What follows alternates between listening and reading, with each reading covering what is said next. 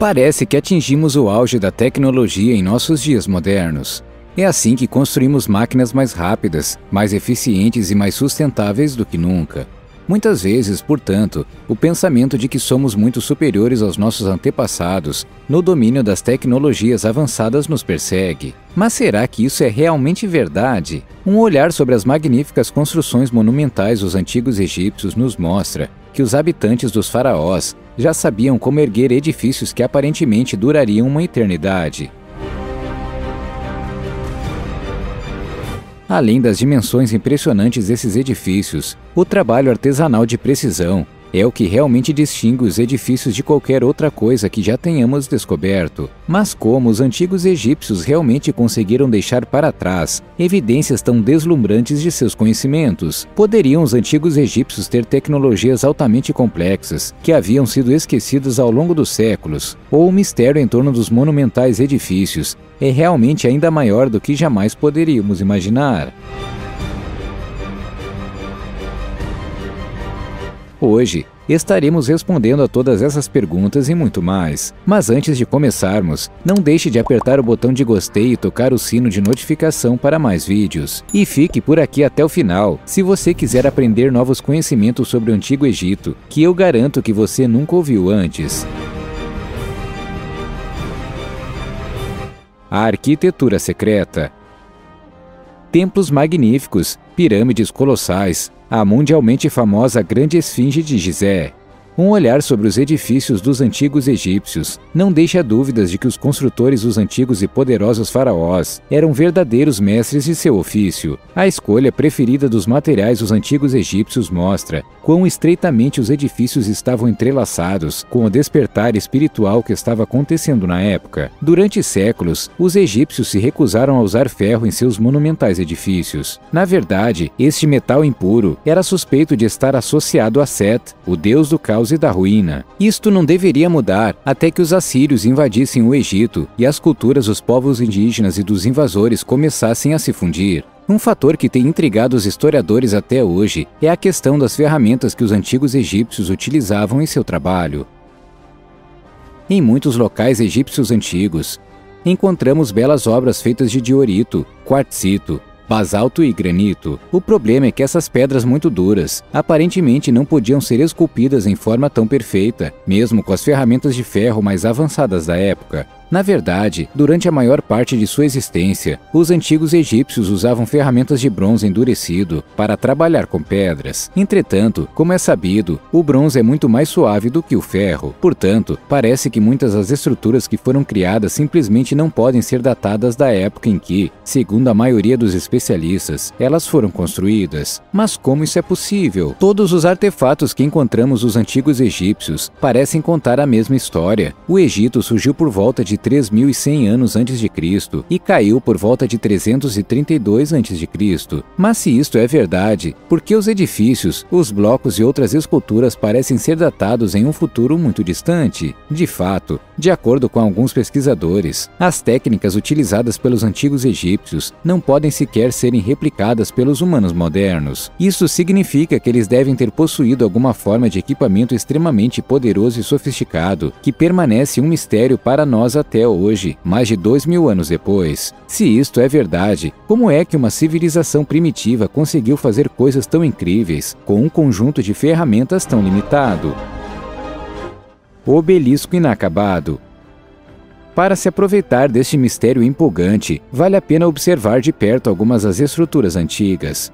Antes de tudo, vamos dar uma olhada no famoso obelisco inacabado localizado em Assuã, perto da fronteira com o Sudão. Os historiadores suspeitam que tenha sido o governante Hatshepsut que aprovou a construção do magnífico pilar de pedra. Se o objeto tivesse sido concluído, ele teria se tornado o maior obelisco da antiguidade, com uma altura de quase 42 metros e um peso de cerca de 1.170 toneladas. Ao final, surgem duas questões importantes. Quais ferramentas foram usadas pelos egípcios para moldar o enorme monumento de pedra? E como os trabalhadores iriam conseguir erguer a estrutura, que pesava várias toneladas? A maioria dos arqueólogos acredita que os martelos redondos de diábase eram as ferramentas mais importantes da época. Basicamente, para dar forma a um material, é sempre aconselhável usar uma ferramenta mais dura do que o objeto que está sendo processado. No caso do granito rosa, do qual é feito o obelisco inacabado, este não é o caso. Na verdade, ambos os materiais têm aproximadamente a mesma rigidez. O bronze, a outra ferramenta principal utilizada no Antigo Egito, é, por sua vez, significativamente mais macio do que o granito rosa. Outro ponto que intriga alguns especialistas é a pequena área da trincheira na qual o obelisco foi usinado.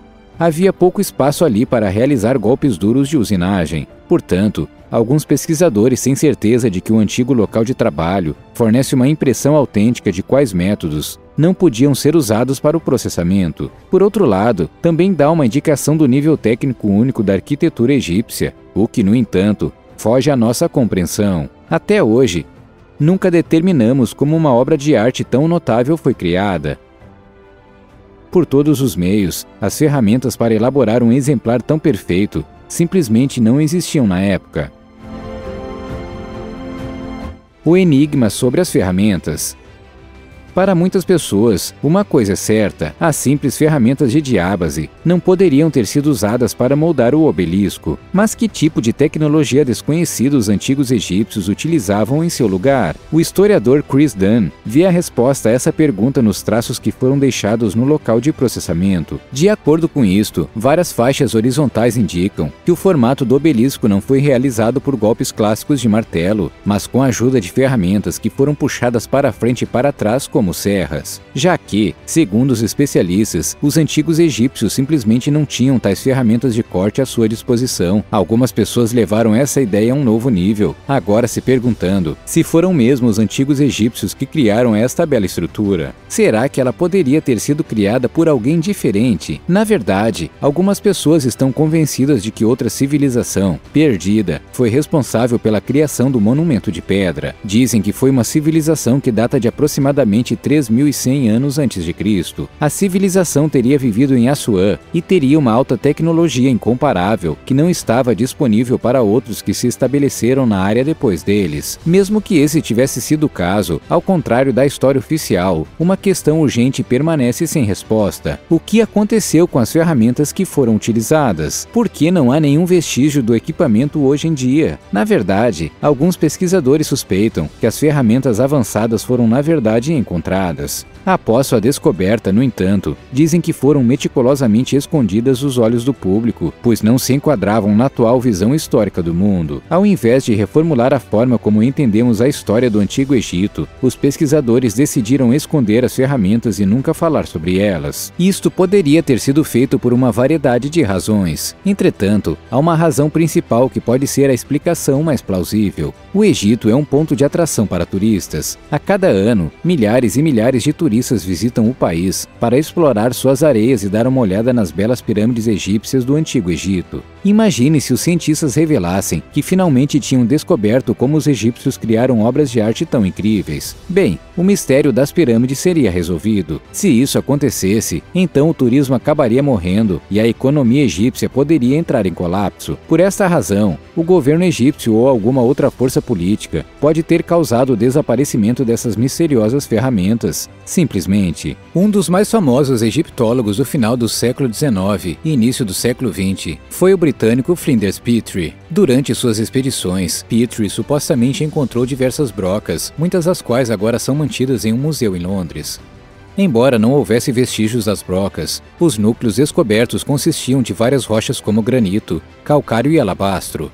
O fascinante é, alguns vestígios sugerem que as brocas atingiram uma taxa de penetração de 0,1 cm por rotação. Conforme isso, as brocas egípcias antigas penetravam mais profundamente no material por rotação do que qualquer broca de diamante moderna, mas não atingiam o mesmo número de rotações por minuto que as ferramentas atuais. Como poderia ser que essas ferramentas manuais pudessem penetrar mais rapidamente na rocha do que nossas ferramentas elétricas modernas? Talvez nunca saibamos. Traços e artefatos misteriosos.